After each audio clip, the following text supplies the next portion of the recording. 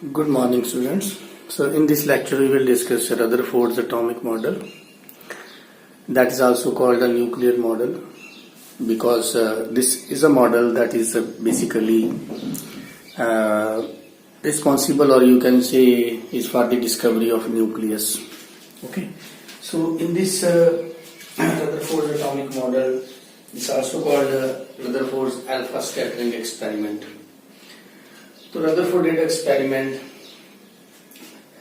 He took a gold foil, thin gold foil, and strike alpha particles. Alpha particles कहाँ से लिए उसने? From the जैसे किया था हमने discovery of radioactivity. This is a radioactive substance.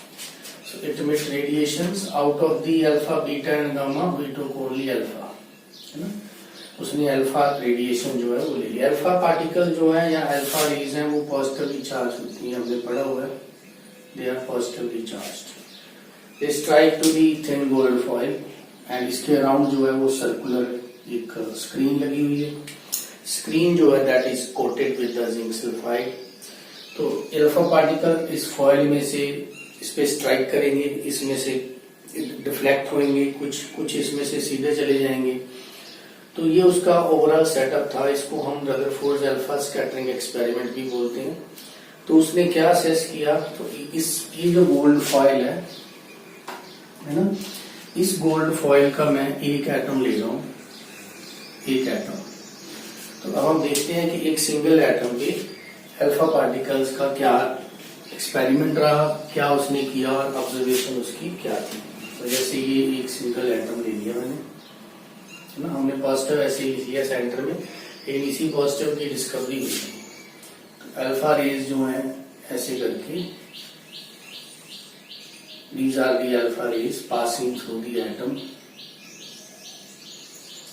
Some are deflected like this, some come back at same angle.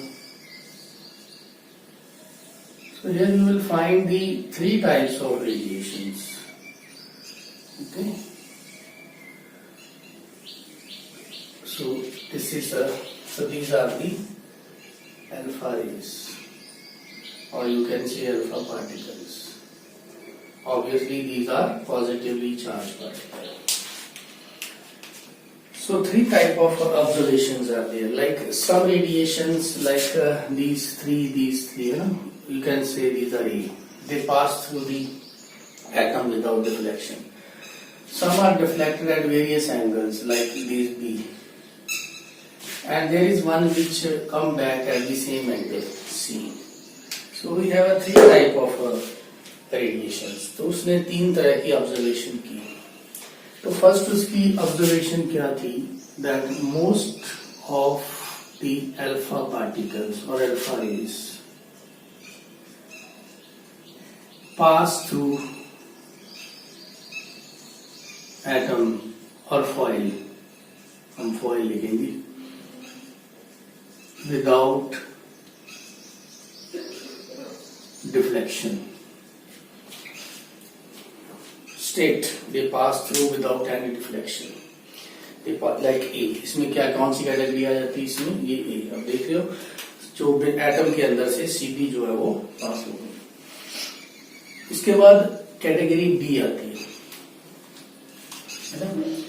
तो some alpha rays deflected at various angles, like in shown in figure B. And third observation is very few. You can say 1 out of 20,000. Deflected back at 180 degree. ये बात किसकी कर रहे हैं, C, और ये बात कर रही थी E की. So these are the three observations. तो रदरफोर्ड ने ये तीन ऑब्जर्वेशन ली. फर्स्ट क्या था कि पार्टिकल जो हैं they are most of the alpha rays और alpha particle they are pass through the foil without deflection. Okay. दूसरा था सम अल्फा रेज और alpha particle they deflected at various angles, B से नजर आ रहा है आपको, और थर्ड था deflected back at the same angle. तो व्हाट ही कंक्लूडेड, उसने इससे क्या कंक्लूड किया, जैसे फर्स्ट पॉइंट है कि most of the alpha rays pass through the foil without deflection. तो इसका मतलब ये हुआ कि there is very large empty space in an atom. He concluded that there is very large empty space present in an atom. तो इसी point में जो थॉमसन का मॉडल था, जो लास्ट लेक्चर में पढ़ा था, वो इसी पॉइंट में फेल हो गया। व्हाई? बिकॉज थॉमसन मॉडल में क्या था, that atom is just like a sphere and a positive mass and electrons are embedded in it। तो अगर ये एटम पॉजिटिव मास होता तो क्या इसमें से पॉजिटिव रेज पास होती? नहीं, है ना। अल्फा रेज क्या है? Positively charge. तो फिर तो एक भी रेज जो है वहां से अंदर से नहीं पास होगी। तो इसमें क्या हो रहा है, मोस्ट ऑफ, और यहाँ पे मोस्ट ऑफ का मतलब क्या है, मोस्ट ऑफ का मतलब है 99%, ना। तो 99% रेडिएशन पास हो रही है, इसका मतलब थॉमसन का मॉडल तो फेल है। क्लियर? अब इसने कंक्लूड क्या किया कि 99% रेडिएशन अगर विदाउट एनी डिफ्लेक्शन पास हो रही है, it means there is very large empty space in an atom. तो some rays deflected at various angle B, कुछ बी, जैसे मान लो अंदर न्यूक्लियस है, पॉजिटिव चार्ज नजर आ रहा है, जितनी अल्फा रेज इसके पास जाएगी उतनी ही डिफ्लेक्शन ज्यादा होगी, बिकॉज अल्फा रेज भी पॉजिटिवली चार्ज है और सेंटर पे मास। तो यहीं से उसने ये डिस्कवर किया कि there is a positive mass present in an atom. Rays deflect क्यों करेंगी अगर एटम के अंदर कोई पॉजिटिव मास होगा, है ना। तो यहां से उसने डिस्कवरी की कि there is some positive mass in an atom, तभी तो डिफ्लेक्शन हो रही है। लेकिन क्योंकि डिफ्लेक्शन कम 99% तो सीधी जा रही है, तो डिफ्लेक्शन तो कुछ रेडिएशन की होगी, इसीलिए उसने कहा कि ये जो पॉजिटिव मास है इसका साइज बहुत ही छोटा है। वो फर्दर क्लियर हो गया, कहते हैं वेरी फ्यू, 1 आउट ऑफ 20,000, 20,000 में से कोई एक रे ऐसी है, अल्फा रे, जो सीधी जाके वापस उसी एंगल पे वापस आ जाती है। आपको सी नजर आ रहा है फिगर के अंदर। तो इसका मतलब है न्यूक्लियस है जो पॉजिटिव मास है उसका साइज बहुत ही स्मॉल है। तो इसीलिए only 1 out of 20,000 coming back at the same angle. Okay, तो by doing this alpha scattering experiment he concluded that atom के अंदर बहुत सी जगह खाली है और उसके अंदर पॉजिटिव मास भी प्रेजेंट है। लेकिन वो कहता है कि positive mass is concentrated in a very small space, means the size of this positive mass is very small. Okay, तो ये उसकी एक्सपेरिमेंट था और उसकी जो उसने ऑब्जर्वेशंस की रदरफोर्ड ने, उसकी ये जो कंक्लूजन्स थे, है ना, तो उसके हिसाब से उसने जो एटम का, जो रदरफोर्ड्स का एटॉमिक मॉडल है, उसके मेन पॉइंट्स क्या हैं वो मैं बता रहा हूँ अब। ओके, क्लियर बात? तो अब इस एक्सपेरिमेंट के बाद जो उसने ऑब्जर्वेशन की, ऑब्जर्वेशन के बाद अब उसका रदरफोर्ड का जो मॉडल है उसके मेन पॉइंट है। फर्स्ट पॉइंट उसने दिया, कहता है एटम के 2 पार्ट हैं, एक को बोलते हैं न्यूक्लियर, एक को बोलते हैं एक्स्ट्रा न्यूक्लियर। फर्स्ट पॉइंट है एटम के 2 पार्ट हैं, एक को बोलते हैं न्यूक्लियर, एक को बोलते हैं एक्स्ट्रा न्यूक्लियर। सेकंड पार्ट कहता है nucleus, which is in the nuclear part, okay, is very small in size, is very small in size, carries positive charge, very small in size, carries positive charge, and in which you can say the entire mass of the atom is concentrated in the nucleus. Entire mass of atom is concentrated in nucleus. तो जितना भी atom का मास है वो कह रहा है वो सारे का सारा न्यूक्लियस की वजह से है। ठीक है, तो ये उसका सेकंड पॉइंट। पहला पॉइंट क्या है कि एटम के दो पार्ट हैं, एक को न्यूक्लियर बोलते हैं, एक को एक्स्ट्रा न्यूक्लियर बोलते हैं। दूसरा पार्ट है जो न्यूक्लियर है उसमें न्यूक्लियस होता है जो स्मॉल इन साइज है, that has a positive charge, और entire mass of atom that is concentrated in the nucleus because electrons have negligible mass. Okay, तो एटम के अंदर एक तो इलेक्ट्रॉन है, दूसरा क्या है प्रोटॉन्स। इलेक्ट्रॉन नेगेटिव हो गए, प्रोटॉन पॉजिटिव, तो इसका मतलब है न्यूक्लियस में प्रोटॉन होंगे क्योंकि वो पॉजिटिव चार्ज है, तो इलेक्ट्रॉन एक्स्ट्रा न्यूक्लियर वो पार्ट में होंगे। और इलेक्ट्रॉन का जो मास है वो पहले हम कर चुके हैं, जे थॉमसन ने निकाला था, नेग्लिजिबल होता है। तो इसका मतलब क्या हुआ कि जितना भी मास है एटम का वो सारा किसकी वजह से है, that is because of nucleus only. Okay, फिर वो कहता है second point, third point, extra nuclear part. Extra nuclear part कौन सा है, न्यूक्लियस को छोड़ के, न्यूक्लियस को छोड़ दो, बाकी जो पार्ट है that is extra nuclear part. तो space around the nucleus in which electrons are distributed, तो न्यूक्लियस के अराउंड जो जगह बचेगी उसको बोलते हैं हम एक्स्ट्रा न्यूक्लियर पार्ट। और इस एक्स्ट्रा न्यूक्लियर पार्ट में इलेक्ट्रॉन जो है वो न्यूक्लियस के अराउंड रिवॉल्व करते हैं, तो space around the nucleus.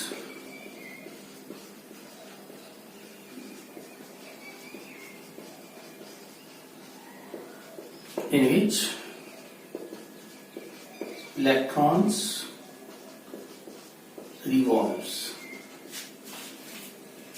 Clear, तो ये इसका हो गया सेकेंड पार्ट। तो ये चीज जो है, ये दो तीन पॉइंट उसने दिए कि जो इलेक्ट्रॉन्स हैं वो न्यूक्लियस के अराउंड रिवॉल्व करते हैं just like a planet system. तो as a result of centrifugal force nucleus जो है वो ये कहता है कि इलेक्ट्रॉन जो है वो न्यूक्लियस के साथ अंदर नहीं गिरता। So this model of Rutherford that is quite similar to that of our planetary system. जैसे प्लैनेट है ना, अर्थ जो है वो सन के रिवॉल्व घूम रही है ऐसे। तो लेकिन प्लैनेट और इसमें डिफरेंस क्या है, एक तो ये प्लैनेट जो है वो बहुत कैन से इनका साइज बहुत ज्यादा है, इनका साइज है, these are microscopic subatomic particles. दूसरा, जो प्लैनेट्स हैं उनके ऊपर चार्ज नहीं है, इनके ऊपर चार्ज है पॉजिटिव एंड नेगेटिव। अब हमारा जो थॉमसन रदरफोर्ड के हिसाब से जो मॉडल ऑफ एटम बना वो सिर्फ इतना ही है कि सेंटर में न्यूक्लियस रहता है, ये हमारा न्यूक्लियर पार्ट है जिसकी वजह से पूरे एटम का मास है, क्योंकि इसमें प्रोटॉन्स हैं। न्यूक्लियर पार्ट में क्या है, प्रोटॉन्स, और इसके अराउंड इलेक्ट्रॉन घूम रहे हैं, ये सारा एक्स्ट्रा न्यूक्लियर पार्ट है। इसमें क्या है, इसमें इलेक्ट्रॉन्स, जितने इलेक्ट्रॉन्स हैं उतने ही एटम के अंदर प्रोटॉन्स हैं। थॉमसन का मॉडल क्या था कि ये सारा पॉजिटिव मास डिस्ट्रीब्यूटेड है और उसके अंदर एम्बेडेड इलेक्ट्रॉन्स हैं। अब ये मॉडल चेंज हो गया इसमें due to this Rutherford alpha scattering experiment. ये जो मॉडल है इसमें अभी तक न्यूट्रॉन नहीं है, बिकॉज न्यूट्रॉन की डिस्कवरी इसके बाद हुई थी। ठीक है, अभी इसके बाद न्यूट्रॉन की डिस्कवरी करेंगे, चैडविक ने की थी। लेकिन ये सिर्फ जब प्रोटॉन और इलेक्ट्रॉन डिस्कवर हुए तब ये दो मॉडल आ गए, थॉमसन ने दे दिया और फिर उसने रदरफोर्ड ने दे दिया।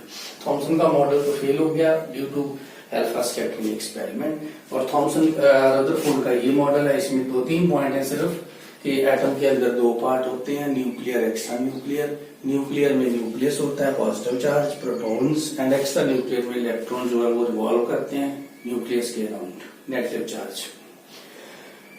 टोटल पॉजिटिव और टोटल नेगेटिव चार्ज इक्वल होता है, that's why the atom is a neutral. और this model is also called a nuclear model because in this model the discovery of nucleus that took place. Next topic जो हमारा है वो है discovery of neutron.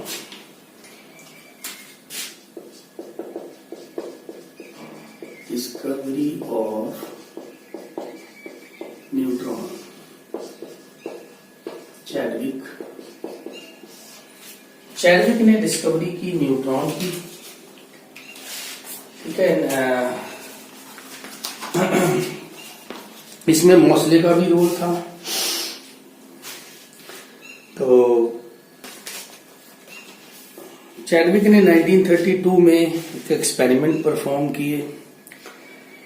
उसमें उसने देखा कि जैसे ही पहली बात तो उसने मास का एनालाइज किया। वो कहता है कि हाइड्रोजन को छोड़ के, क्योंकि अगर हम रदरफोर्ड के मॉडल को मान लें कि there is a nucleus and extra nucleus, तो mass is only because of nucleus. ये रदरफोर्ड ने कहा कि जो मास है एटम का वो सिर्फ न्यूक्लियस की वजह से है ना।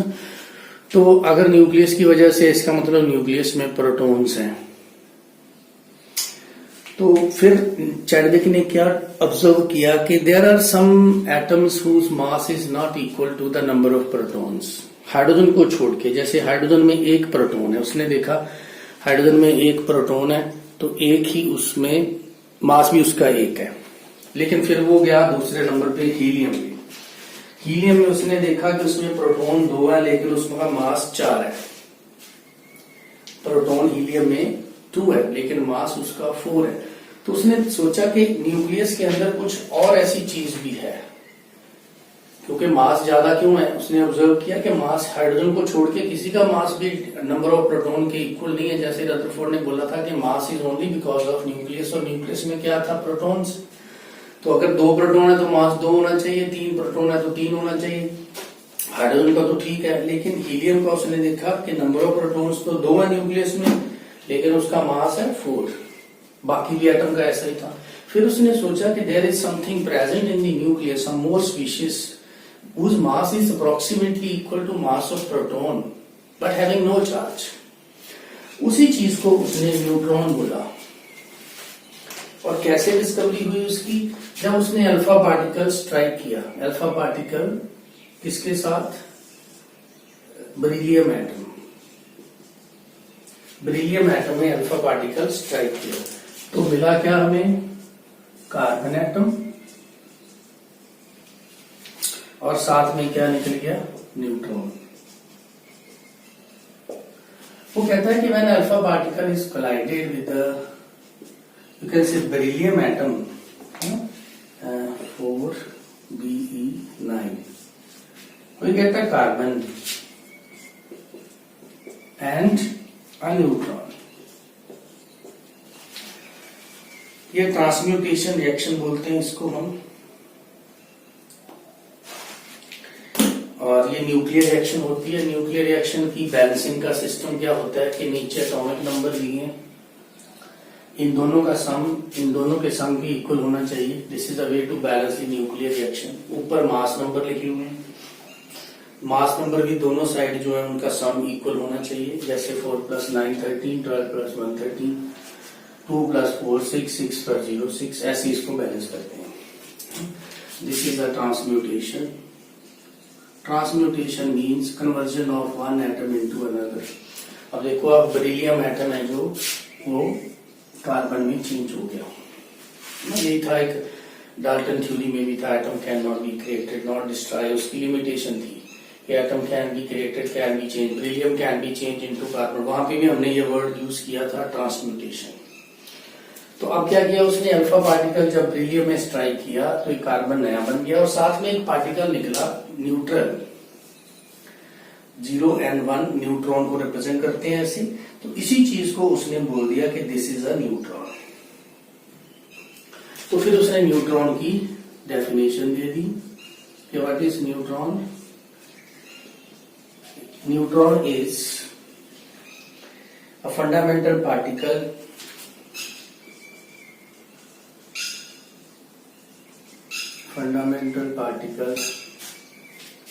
present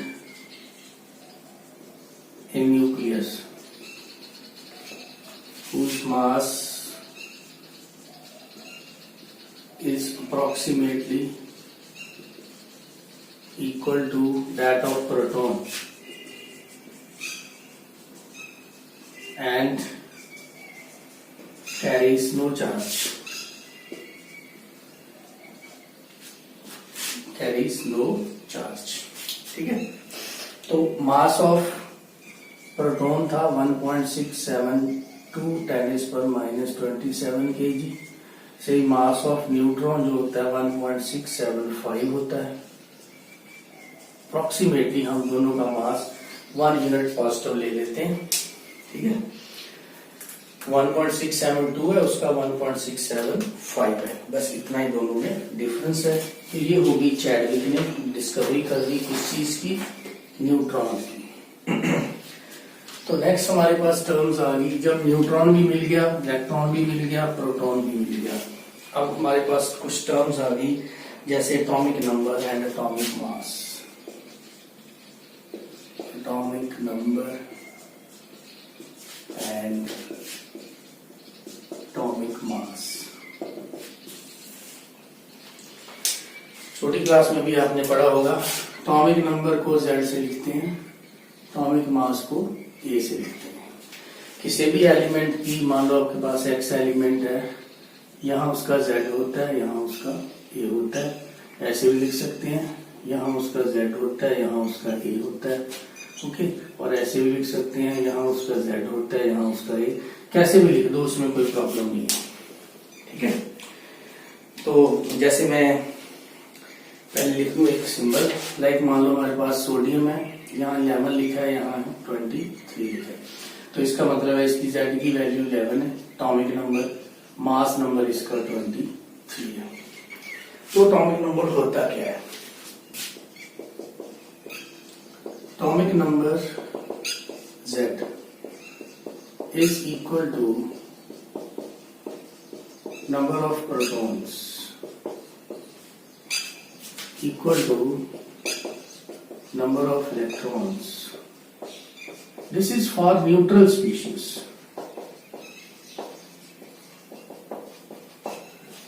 न्यूट्रल स्पीशीज अगर न्यूट्रल नहीं है तो नंबर ऑफ प्रोटॉन के इक्वल तो होगा ही होगा एटॉमिक नंबर, फिर नंबर ऑफ इलेक्ट्रॉन के इक्वल नहीं होगा। तो बेसिकली जो एटॉमिक नंबर है वो नंबर ऑफ प्रोटॉन के इक्वल ही होगा। इलेक्ट्रॉन के इक्वल तब होता है जब एटम न्यूट्रल है। ऑब्वियसली जब एटम न्यूट्रल होगा तो जितने प्रोटॉन होंगे उतने ही इलेक्ट्रॉन होंगे, इसीलिए हमने इक्वल लिख दिया, ठीक है। दूसरा है हमारे पास mass number A. Mass number होता है भाई number of protons plus number of neutrons, क्योंकि न्यूक्लियस की वजह से मास है, तो न्यूक्लियस में ये दोनों चीजें प्रेजेंट होती हैं, प्रोटॉन एंड न्यूट्रॉन, दोनों को सम करोगे तो मास नंबर बन जाता है। जैसे आप हमारे पास मान लो ये एग्जांपल है, उसने पूछ लिया नंबर ऑफ प्रोटॉन्स बताओ, नंबर ऑफ इलेक्ट्रॉन्स बताओ और नंबर ऑफ न्यूट्रॉन्स बताओ। तो हम कैसे करेंगे? अब एटॉमिक नंबर नीचे लिखा है, हमें पता है, तो इसका मतलब है इसमें नंबर ऑफ प्रोटॉन्स तो हो गए 11, स्पीशीज न्यूट्रल है तो नंबर ऑफ इलेक्ट्रॉन भी 11। अब न्यूट्रॉन कैसे निकालेंगे? अब देखो इसमें ये this is the sum of mass of proton and number of protons and number of neutron and this is equal to number of proton. इसका मतलब है A माइनस Z कर दें तो क्या आ जाएगा हमारा, नंबर ऑफ प्रोटॉन्स आ जाएंगे। तो 23 माइनस 11 करेंगे तो ये 12 क्या आ जाते हैं हमारे पास, नंबर ऑफ न्यूट्रॉन। बहुत ही इजी है, सिंबल दिया होगा, अपने प्रोटॉन, न्यूट्रॉन और इलेक्ट्रॉन वहां से निकाल के लिखने हैं। तो मैं कुछ एग्जांपल करवा रहा हूँ। एनसीईआरटी बुक में इसकी प्रॉब्लम है तो साथ साथ कवर करते जाओ। जैसे मान लो दे दिया Mg 1224, silicon 1428, aluminium 3 positive 27, O2 negative 816, Mg2 positive 1224। चलो ये 5 एग्जांपल करते हैं, देखते हैं कितने कितने प्रोटॉन्स, इलेक्ट्रॉन्स एंड न्यूट्रॉन्स हैं। इसमें प्रोटॉन्स होंगे 12, एटॉमिक नंबर इसका 12 है। न्यूट्रल स्पीशीज है तो इलेक्ट्रॉन भी इक्वल होंगे और न्यूट्रॉन हो जाएंगे 24 माइनस 12। ओके, ये इसका हो गया। सिलिकॉन में प्रोटॉन्स 14, इलेक्ट्रॉन भी 14 और न्यूट्रॉन 28 माइनस 14, ये भी 14। बहुत इजी है। यहाँ पे ध्यान देना, protons 13, electrons 3 come, because Al3 positive का मतलब एल्यूमिनियम ने 3 इलेक्ट्रॉन लूज कर दिए, तो 3 कम हो जाएंगे, इलेक्ट्रॉन 10। ओके, न्यूट्रॉन हुई 27 माइनस 13 14। अब इसमें देखिए प्रोटॉन्स 8 है ना, न्यूट्रॉन्स सॉरी पहले इलेक्ट्रॉन्स लिख लें। 2 नेगेटिव का मतलब इसने 2 इलेक्ट्रॉन गेन किए, तो 8 से 2 ज्यादा 10, और न्यूट्रॉन आ जाएंगे 16 माइनस 8 8। प्रोटॉन 12। अब इसमें इलेक्ट्रॉन कितने होंगे, पहले सिर्फ मैग्नीशियम था, अब Mg2 पॉजिटिव है तो 2 कम हो गए, तो इलेक्ट्रॉन 2 कम हो जाएंगे, और न्यूट्रॉन हो जाएंगे 24 माइनस 12 12। तो इसमें अब देखो जहां पे स्पीशीज न्यूट्रल है तब दोनों इक्वल है, प्रोटॉन एंड इलेक्ट्रॉन। अगर स्पीशीज न्यूट्रल नहीं है तब इलेक्ट्रॉन और प्रोटॉन जो है उनकी गिनती अलग अलग होगी। क्लियर? तो ये थी प्रॉब्लम से related to atomic number and atomic mass. तो ये टेबल है, इसको कंप्लीट करेंगे। जैसे particle, mass number, atomic number, proton, electron and neutron, जो जो जगह खाली है उसको आपको फिल करना है। जैसे फर्स्ट केस आप देखो, नाइट्रोजन एटम दिया है, नाइट्रोजन एटम में न्यूट्रॉन कितने हैं 7, इलेक्ट्रॉन कितने हैं 7। एटम है तो इसका मतलब वो न्यूट्रल है, अगर वो न्यूट्रल है इसका मतलब है जितने उसमें इलेक्ट्रॉन है उतना उसका एटॉमिक नंबर होगा, तो एटॉमिक नंबर की जगह पे आप लिख दोगे 7। तो अगर उसका एटॉमिक नंबर 7 है तो उसके उसमें प्रोटॉन्स कितने होंगे, वो भी 7 हो जाएंगे। मास नंबर किसका सम होता है, प्रोटॉन एंड न्यूट्रॉन। प्रोटॉन है 7, न्यूट्रॉन है 7, तो मास नंबर हो जाएगा 14। ओके, नेक्स्ट आ जाता है कैल्शियम। कैल्शियम का देखिए अब क्या क्या दिया है, atomic number 20, neutron 20। Atomic number 20 है, इसका मतलब उसमें प्रोटॉन भी 20 है, उसमें इलेक्ट्रॉन भी 20 है, और मास नंबर कितना हो जाएगा 40। क्लियर? ऑक्सीजन, ऑक्सीजन में क्या दे दिया, mass number 16, atomic number 8। Atomic number 8 है तो प्रोटॉन भी 8, इलेक्ट्रॉन भी 8, because it is an atom, neutral है, और 16 माइनस 8 तो 8 ही उसमें आ जाएंगे न्यूट्रॉन। सोडियम आयन है, अब ये आयन, आयन का मतलब सोडियम आयन क्या होता है Na पॉजिटिव, इसमें उसने दे दिए इलेक्ट्रॉन 10, एक ज्यादा एक कम, इसका मतलब है इसमें प्रोटॉन एक ज्यादा, प्रोटॉन कितने हो जाएंगे इसमें 11 हो जाएंगे। ओके, अगर प्रोटॉन 11 है तो एटॉमिक नंबर भी इसका 11 हो जाएगा। मास किसके इक्वल होता है, प्रोटॉन है न्यूट्रॉन, 12 प्लस 11 23। तो ऐसे कुछ क्वेश्चन जो है वो आपको प्रैक्टिस के लिए आ सकते हैं, पेपर में भी आ सकते हैं, स्कूल एग्जाम के अंदर। Next question is calculate the number of electrons, protons and neutrons in the following. तो first is sulphate ion, phosphate ion, iron atom, ammonium ion and chromyl ion. साथ में आपको ये दे दिया उसने symbols and with atomic number and mass. जैसे sulphur है 16 S32, फास्फोरस 15 P31, ऐसे ये आपको एटम दिए हुए हैं अप टू क्रोमियम। तो आपने फाइंड करना है electron, proton and neutron. First है हमारे पास सल्फेट आयन। सल्फेट आयन होता है SO4 नेगेटिव। कैसे करेंगे, तो सल्फेट आयन में इलेक्ट्रॉन फाइंड करने के लिए पहले इलेक्ट्रॉन, प्रोटॉन, न्यूट्रॉन। तो अगर हम सबसे पहले प्रोटॉन कैलकुलेट करें, proton is atomic number actually, तो सल्फर का एटॉमिक नंबर होता है 16, तो इसमें सल्फर में, सिर्फ सल्फर में कितने प्रोटॉन्स हैं 16। ऑक्सीजन में कितने प्रोटॉन्स होते हैं 8, और 4 ऑक्सीजन है हमारे पास, तो 32 हो गया। तो इसका मतलब है प्रोटॉन हमारे पास टोटल कितने हो गए 48। ओके, इलेक्ट्रॉन 2 ज्यादा है, 2 नेगेटिव है, इसका मतलब इलेक्ट्रॉन हो जाएंगे 50। न्यूट्रॉन, न्यूट्रॉन कितने हो जाएंगे जितने उसके अंदर प्रोटॉन है। वो क्यों, क्योंकि सल्फर में न्यूट्रॉन कितने हैं आप देखो यहाँ से, सल्फर में 32 माइनस 16 न्यूट्रॉन है, ऑक्सीजन में न्यूट्रॉन 8 है, और 4 ऑक्सीजन है 32, तो ये भी कितना हो जाता है 48। ओके, दूसरी स्पीशीज है फास्फेट आयन। फास्फेट आयन होता है PO4 3 नेगेटिव। सबसे पहले हम प्रोटॉन्स देखेंगे। फास्फोरस में प्रोटॉन्स कितने हैं? 15 प्लस ऑक्सीजन में 8 है तो 32 ये हो गए, तो ये हमारे पास आ जाता है 47। ठीक है। अब न्यूट्रॉन फास्फोरस में कितने हैं? यानी कि 31 माइनस 16 हो गए।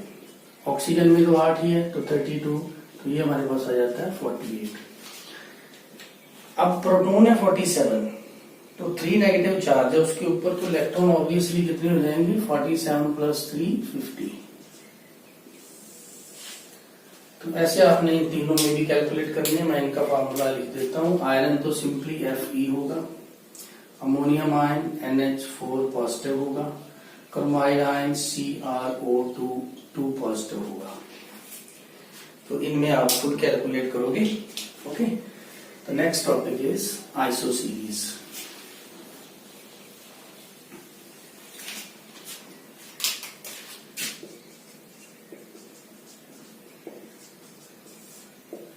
आइसो का मतलब होता है same. Iso means same number. Okay, इसमें कुछ टर्म्स हैं, जैसे फर्स्ट टर्म है हमारी आइसोटोप, कुछ आपको पता भी होगी। Isotopes, you know isotopes, atoms of the same element having same atomic number and different atomic mass, ये आइसोटोप्स होते हैं। इसकी एग्जांपल देखें तो बहुत ही इजी एग्जांपल है, H1H 1,2, 1,3, protium, deuterium and tritium. इसमें अगर मैं पूछूं प्रोटॉन्स कितने हैं तो 1 1 1, इलेक्ट्रॉन कितने हैं 1 1 1, न्यूट्रॉन कितने हैं 0 1 एंड 2।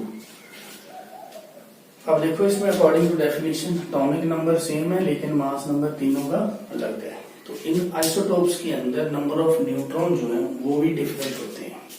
ये भी चीज आप नोट करना, नंबर ऑफ न्यूट्रॉन डिफरेंट। ठीक है, जैसे दूसरी एग्जांपल मैं ले रहा हूं, chlorine 1735, chlorine 1737। These are the isotope of chlorine. Atomic number दोनों का सेम, मास नंबर दोनों का अलग, है ना। तो नंबर ऑफ इलेक्ट्रॉन्स दोनों में, प्रोटॉन्स कितने इसमें 17 17, इलेक्ट्रॉन 17 17, लेकिन न्यूट्रॉन इसमें 18, इसमें हो जाएंगे 20। तो न्यूट्रॉन डिफरेंट है। तो आइसोटोप वे स्पीशीज होती हैं जिसमें नंबर ऑफ न्यूट्रॉन्स डिफरेंट हो। दूसरी टर्म है वो भी आपने सुनी हुई है पहले, आइसोबार्स। इसमें क्या आएगा? Atoms of different elements having same mass but different atomic number. Mass number same but atomic number different. जैसे पोटाशियम और कैल्शियम ले लेते हैं। एटॉमिक नंबर पोटाशियम का 19 है, इसका 20, मास दोनों का 40। अब देखो प्रोटॉन्स, इलेक्ट्रॉन्स, न्यूट्रॉन्स। प्रोटॉन्स कितने 90, प्रोटॉन्स कितने 20, इलेक्ट्रॉन 19 20, न्यूट्रॉन कितने 40 minus this 19, 40 minus 19 11,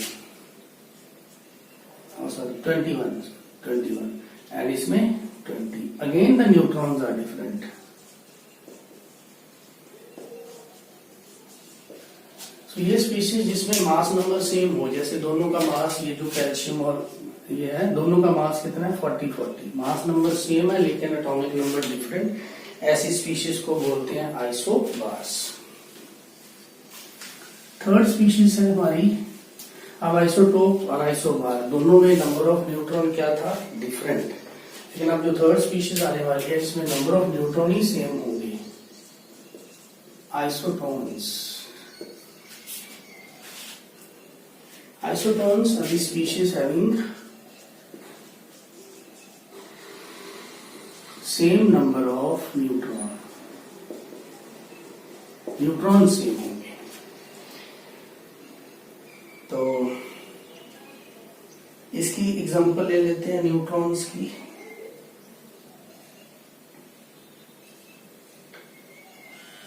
calcium 1939, sorry potassium 1939, calcium 2040. Protons, electrons, neutrons. Protons है 19, इसमें 20. इलेक्ट्रॉन है 19, इसमें 20. Neutron 39 minus 19 20, 40 minus 20 20. तो ये क्या हो गया? Same. For example nitrogen 715, oxygen 8 16 है ना. तो प्रोटॉन्स, इलेक्ट्रॉन्स, न्यूट्रॉन्स. प्रोटॉन्स कितने हैं? 7 8. इलेक्ट्रॉन 7 8. 15 माइनस 7 8. 16 माइनस 8 8. तो न्यूट्रॉन्स आर सेम. चौथी जो टर्म है उसको बोलते हैं iso electronic species. Isoelectronic means having same number of electrons. This is very important term. Same number of electrons. ठीक है. जैसे कुछ मैं स्पीशीज लिख रहा हूं. Al3 positive, Mg2 positive, Na positive, neon F negative, O2 negative, N3 negative. Atomic number लिखें तो 13 होता है इसका. 12 11 10 9 8 एंड 7. अगर हम इसमें नंबर ऑफ इलेक्ट्रॉन्स लिखें तो 13 इसमें प्रोटॉन है 3 कम 10. इसमें 12 माइनस 2 10. इसमें भी 10. इसमें 10 न्यूट्रल है. इसमें भी 10. इसमें भी 10. इसमें भी. तो all the species having same number of electrons. So these are called isoelectronic species. Okay. तो ऐसी स्पीशीज को हम बोलते हैं आइसोइलेक्ट्रॉनिक स्पीशीज. तो ये थी हमारी कुछ आइसो सीरीज की टर्म्स. आइसोइलेक्ट्रॉनिक स्पीशीज में स्पीशीज जो है वो पॉजिटिवली चार्ज, नेगेटिवली चार्ज या न्यूट्रल कुछ भी हो सकती है. ठीक है. तो isotope, isobar, isotons and isoelectronic species. So these are the 4 terms under this ISO series. So next topic is our electromagnetic wave theory. That is Maxwell's theory that we will discuss in the next lecture. Thank you.